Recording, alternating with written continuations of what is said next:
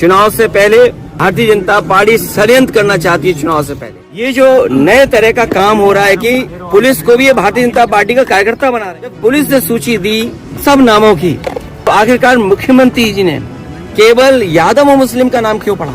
आम public channel में मैं आफाक अहमद मंसूरी आपका स्वागत करता हूं। आइए आपको ले चलते हैं खबरों की दुनिया में। समाजवादी पार्टी के मुखिया अखिलेश यादव ने सोमवार को लखनऊ के जनेश्वर मिश्र पार्क पहुंचकर उनकी प्रतिमा पर माल्यार्पण किया।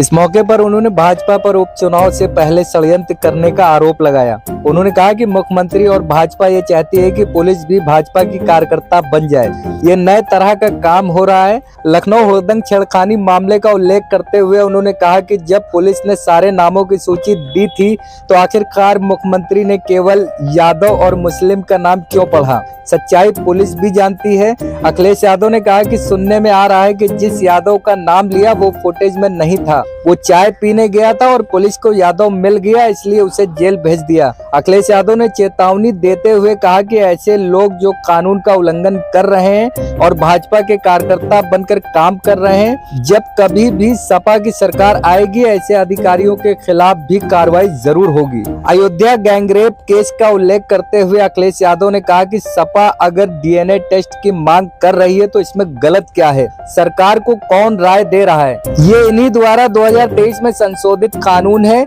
जिसमें कहा गया है कि 7 साल से अधिक सजा वाले मामले में डीएनए टेस्ट होना चाहिए। हमने क्या गलत मांग की है? पुलिस वहाँ भी सच्चाई जानती है, लेकिन तमाम अधिकारी हैं जो कह रहे हैं कि हमें तो नौकरी बचानी है, हम क्या करें? वाराणसी में एक वरिष्ठ अधिकारी द्वारा बुलडोजर एक्शन के दौरान एक होटल मालिक के बेटे को सिर से मारने की घटना का उल्लेख करते हुए अखिलेश यादव ने कहा कि अधिकारी बहुत प्रेशर में हैं, इन पर ऐसा भार है कि न्याय नहीं हो सकते। उन्होंने कहा कि इन्हीं वजह से जनता का विश्वास भाजपा से खत्म हो गया है।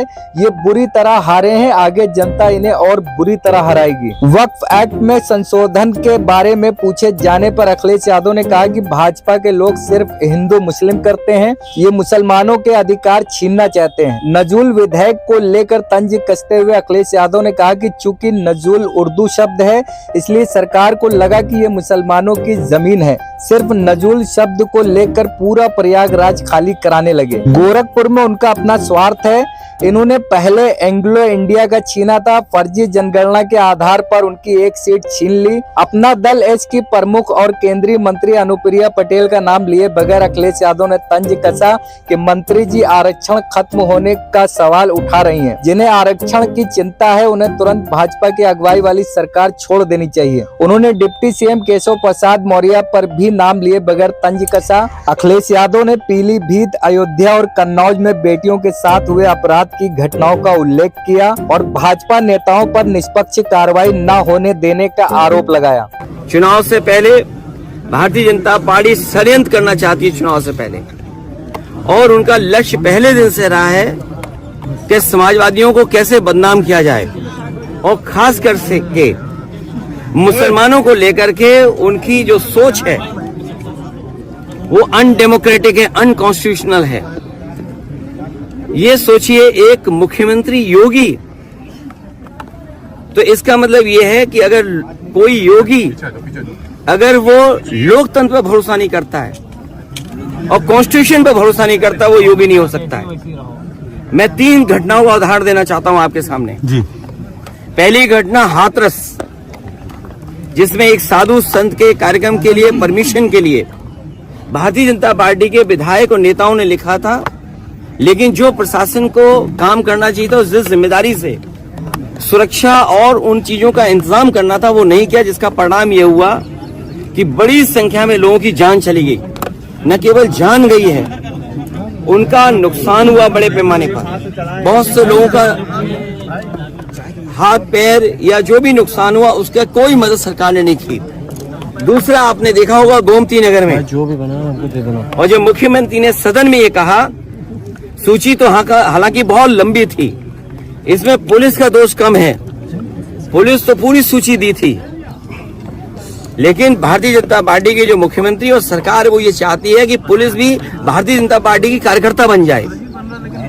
ये जो नए तरह का काम हो रहा है कि पुलिस को भी ये भारतीय जनता पार्टी का कार्यकर्ता बना रहे हैं, जब पुलिस ने सूची दी सब नामों की, तो आखिरकार मुख्यमंत्री जी ने केवल यादव और मुस्लिम का नाम क्यों पढ़ा?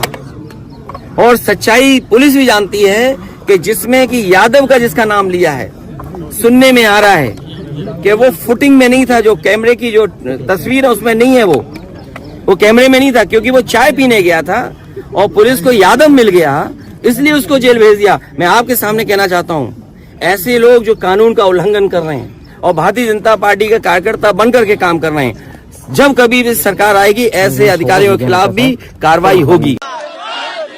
ये भाई जाति जनगणना एक स्टूल किट नेता हैं, वो बहुत किट कर रहे हैं, किट। मुझे लगता है उनका ऑफर मुझे खत्म करना पड़ेगा। सुनने में आ रहा